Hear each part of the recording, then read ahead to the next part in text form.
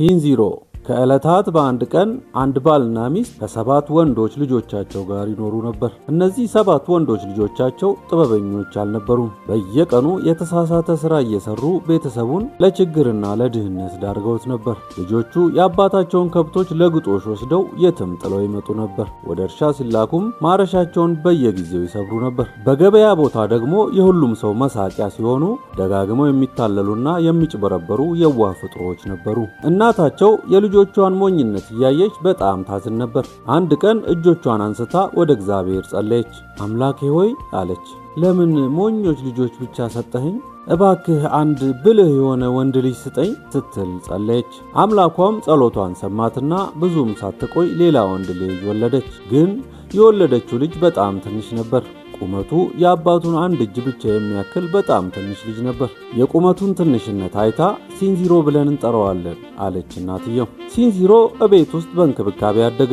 ትንሽ ቢሆንም ብልህ ነበረ። ከ7ቱም ወንድሞቹ የበለጠ ብልህ ነበር።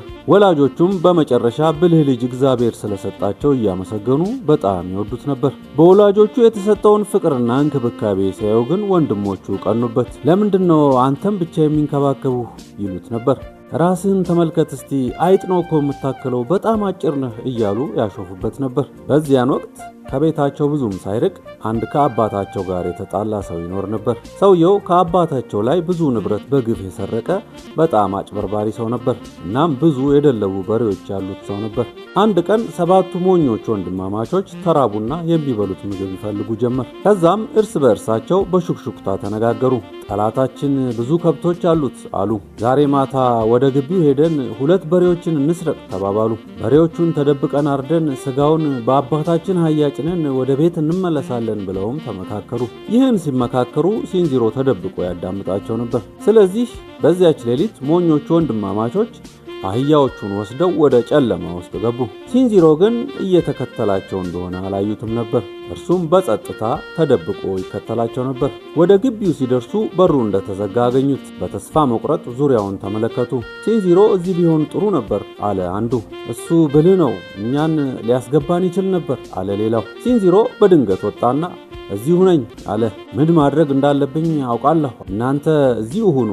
እኔ ወደ ግቢው ገባና በሩን ከፍቼ በሬዎቹን ወደ እናንተ አስወጣለሁ አላቸው። ግን እንዴት አድርገህ? በሩ ተዘግቷል እኮ አሉት። ሲንዚሮ ሳቀ።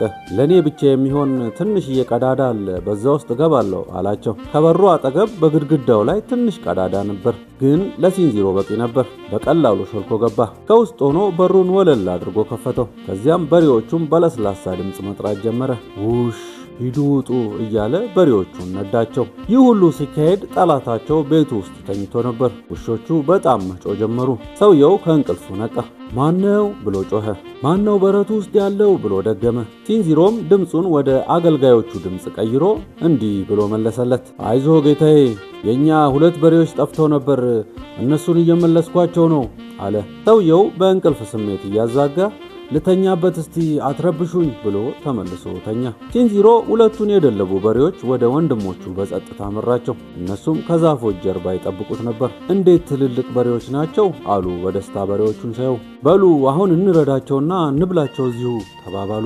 ብልጡ ሲንዚሮ ግን አይሆንም፣ እዚህ ድምፅ ካሰማን ሰውየው እንደገና ይነቃል፣ ርቀን መሄድ አለብን፣ ወንዙን ተሻግረን መሄድ አለብን አላቸው። ስለዚህ በሬዎቹን ከግቢው አርቀው በፍጥነት እየተራመዱ ሄዱ።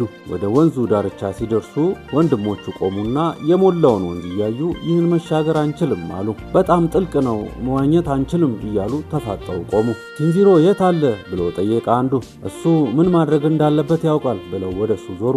ሲንዚሮ በአንደኛው በሬ ቀንድ ላይ ተቀምጦ ነበር። እናም እንዲህ አለ፣ አዎ ምን ማድረግ እንዳለብኝ ያውቃለሁ፣ ገመድ ብቻ ስጡኝ እናንተ አለ ወንድሞቹ ገመድ ሰጡት። ሲንዚሮ አንዱን ጫፍ ከዛፍ ጋር አሰረ። በበሬው ቀንድ ላይ ሆኖ ወንዙን ተሻገረና ሌላኛውን ጫፍ ደግሞ በሩቅ ባለው ዛፍ ላይ አሰረ። አሁን ወደዚህ ነው ብሎ ጠራቸው። ገመዱን ያዙና በጥንቃቄ ገመዱ ላይ ተንጠልጥለው ተሻገሩ። አንድ በአንድ ወንድሞቹ በሰላም ተሻገሩ።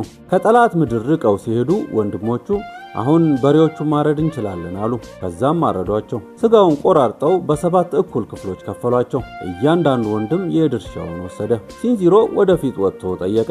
የኔ ድርሻ የታል አለ። ወንድሞቹ ሳቁበት። ያንተ ድርሻ አሉ። አንተ በጣም ትንሽ ነህ፣ ስጋ ምን ያደርግልሃል?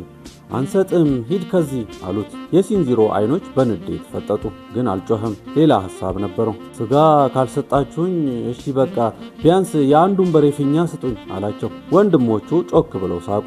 እኛ ፊኛ አንፈልግም ውሰደው ብለው ወረወሩለት። ሲንዚሮም ፊኛውን ይዞ ራቅ ወዳለ ዛፍ ሮጦ ወጣ እና ከፍ ባለ ቅርንጫፍ ላይ ተቀመጠ። እዚያም ፊኛውን ኳስ እስኪያክል ድረስ ነፋውና አሰረው። ፊኛውን በዱላ እየመታ መጮህ ጀመረ። እባክህ አትምታኝ ጌታዬ ብሎ እየደጋገመ የውሸቱን ጮኸ። እኔ አይደለሁም ወንድሞቼ ናቸው በሬዎቹን የሰረቁት፣ ተመልከት፣ እዛ ወንዝ ጋር በሬዎቹን አርደው ስጋውን እየወሰዱ ነው እያለ እየደጋገመ ጮኸ። ወንድሞቹ ይህንን ሲሰሙ ደነገጡ። ሰውየው ተከትሎን ደርሶብናል፣ ከዚህ ማምለጥ አለብን እያሉ ስጋውን ጥለው በየአቅጣጫው ሮጡ። ከቦታው ርቀው ሲሄዱ ሲንዚሮ ፊኛውን መምታት አቆመና ፈገግ አለ። ከዛፉ ላይ ወርዶ ስጋውን አንድ በአንድ መጫን ጀመረ። ከዛም ብቻውን ወደ ቤቱ ጉዞውን ጀመረ። እየሄደ እያለም ይሄ ሁሉ ስጋ የኔ ነው ይል ነበር። ወደ ቤቱ ሲመለስ እናትና አባቱ ተቀበሉት። ያደረገውን ነገር በሙሉ በሰሙ ጊዜ በጣም ተደነቁበት። እናትየው አሁን ገና ብልህ ልጅ አገኘሁ አለች። እናም ከዚያ ቀን ጀምሮ በመንደሩ ውስጥ ማንም ሰው ሲንዚሮ ላይ በአጭርነቱ ለመሳቅ አልደፈረም ነበር።